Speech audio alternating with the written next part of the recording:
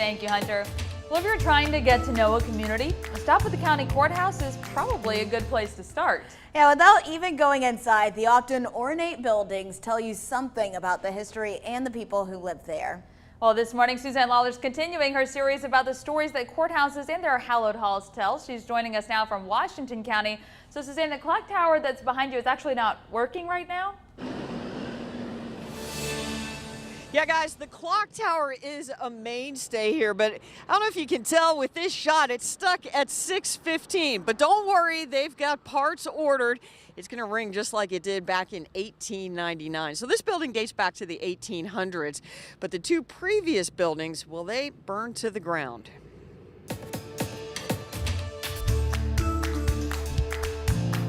We take pride in our courthouse. The Washington County Courthouse sits prominently on the town square in Sandersville.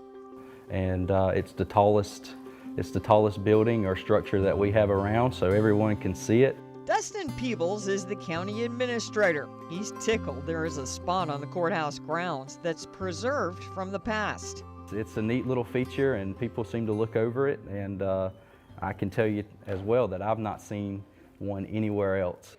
It's this horseshoe-shaped piece of concrete. It had a purpose back in the days of the horse and buggy. Kind of an assistance for ladies that would have been coming into town to come to the courthouse to get off of their stagecoaches or wagons or their horses at that time. Those were much different times, and this high Victorian, eclectic-styled building was vital in more ways than one. A lot of people didn't have no watches and no clocks in the high, but when they hear the clock go off from the courthouse, they know what time it is. Frank Simmons Jr. is a county commissioner, and not only did folks some decades ago depend on the clock, they used it for other necessities. It's a place that we like to go, and you go in there and use the bathroom, because we didn't have a bathroom at our house, and sometimes we just come to town and just use the bathroom. The folks around here are very resilient. They've built 3 brick courthouse buildings, 2 of which burned to the ground. The first fire happened in 1855, and that fire was so big that only 5 structures in town survived. The next fire came 9 years later in 1864, thanks to Sherman and his march to the sea. General Sherman of the Federal Forces invaded the town of Sandersville and occupied the town for about 2 to 3 days. Mel Daniel is a Civil War historian. This year, he and his fellow reenactors battled in front of the courthouse to mark the 155th anniversary of Sherman's occupation here. The Confederates had used the courthouse here as what he called a fort. They had fired on him from the courthouse, so that gave him permission to burn what was a military facility, is what he said. So he burnt the courthouse and a couple of other buildings in town. Well, after that devastating blow, the town built what you see today. Looking right here at the trusses, these would have been installed in 1869 when they rebuilt the courthouse after Sherman burned it. With that kind of history, you can see why the courthouse sits on the Civil War Heritage Trail.